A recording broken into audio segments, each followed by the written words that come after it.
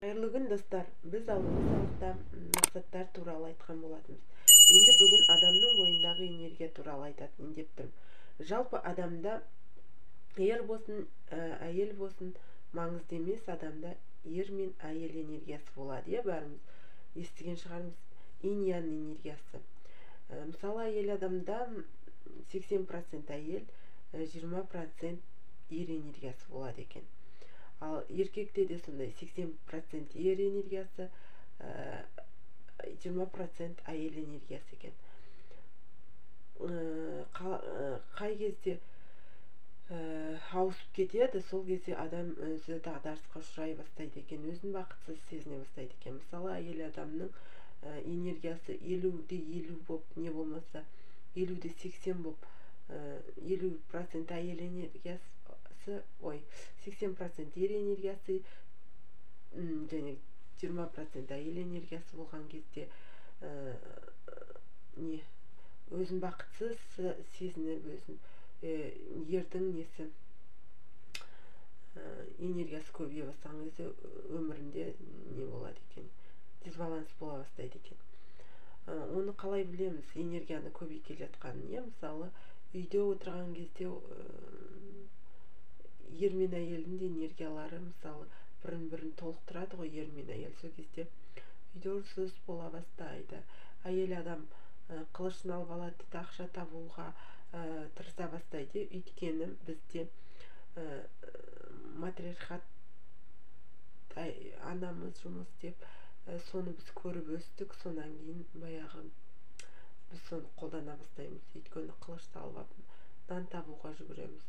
Өйткені еркек адам негізінде материалды табуға сол жағынан бергенде, табиғатымыз әйел адам жәнеге энергияға толы, энергияны мейірім махаббатты беруге арналған екен әйел адам. Жалпы оны көп адам біле бермейді екен.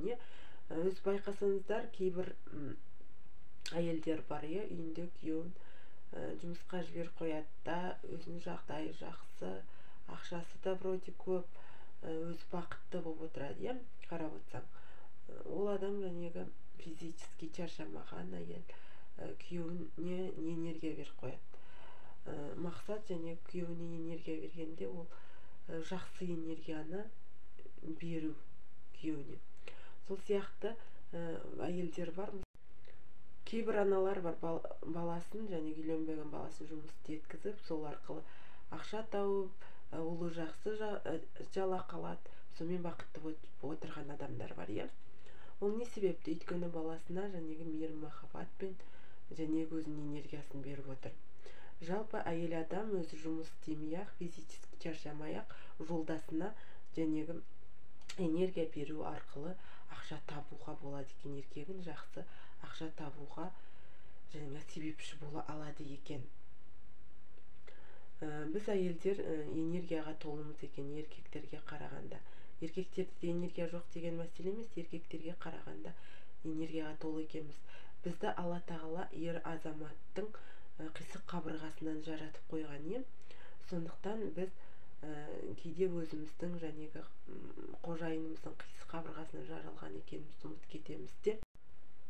Біз әйелдер, Алла тағала бізді еркектің қисық қабырғасынан жаратқан. Бізді тегін емес, ер мен әйелді тегін қоспайды екен. Осыны осознанно біз саналы түрде қабылдайтын болсақ, бізді Алла тағала еркектің қабырғасынан жаратқан.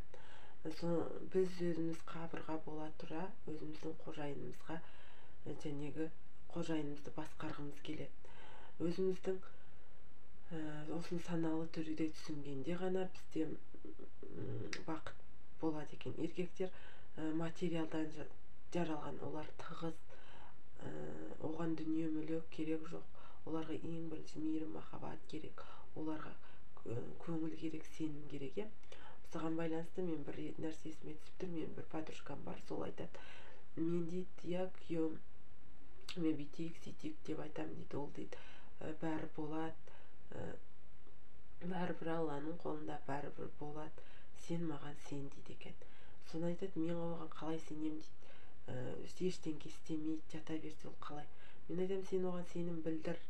Еркектің табиғаты солай, ол өзіне сенім білдірген кезде ол нетеді. Мысалы, адам өзінің бойындағы нәрсені айтады. Мысалы, ер мен әйелдің психологиясы екі түрлі ғой. Әйел жәнегі көңіл бөлгенді жақсы көреді. Мен сол подружкама айтамын да, сен қайта қуансаңшы, ол ішіндегі жан сырын жәнегі өзіне сенімділік білдіргенін қалайды екен. Еркектің табиғаты солай, сенімділікті қалайды. Ол жәнегі мейірім махаббат пен сенімділікті әйелі беретін болса, ол еркек тау қопаруға дайын. Жалпы біз жәнегі Патжанеден айтып отырмын, күйеуіміздің жақсы ақша тапқанына әсер ете алады екенбіз. Сондықтан біз не істеуіміз керек? Ең бірінші Аллаға алғыс айтуымыз керек. Осы арқылы біз оның жәнегі ішкі жан дүниемізбен біз оның өміріне әсер ете алады екенбіз. Енді ол үшін қалай істейміз? Ең бірінші алғыс білдіруіміз керек. Я Алла, маған осы жарды күйеуіңіз болсын, күйеуіңіздің атын айтып бергеніңіз үшін маған сізге мың алғыс деп. Ұлыңыз болса, ұлыңыздың атын айтасыз. Бергеніңіз үшін маған осы ұлды атын айтып мың алғыс деп.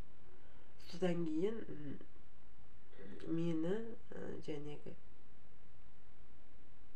осы күйеуіңіз, ұлыңыздың мен оған сенемін деп аты жөнін айтып, мен оған сенемін, оның осындай қабілеттері бар деп жәнегі мың алғыс деп, ризамын деп айтасыз 33 рет.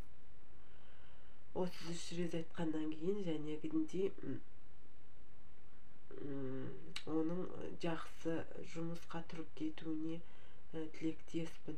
Жақсы жұмысқа тұрып кетуін қалаймын. Бірінші мен оның дейсіз, атын айтасыз, машина, не болмаса машина, және кісі әрекет, қайсын қалайсыз, соны қалаймын деп аяғында қалайтынын айтасыз.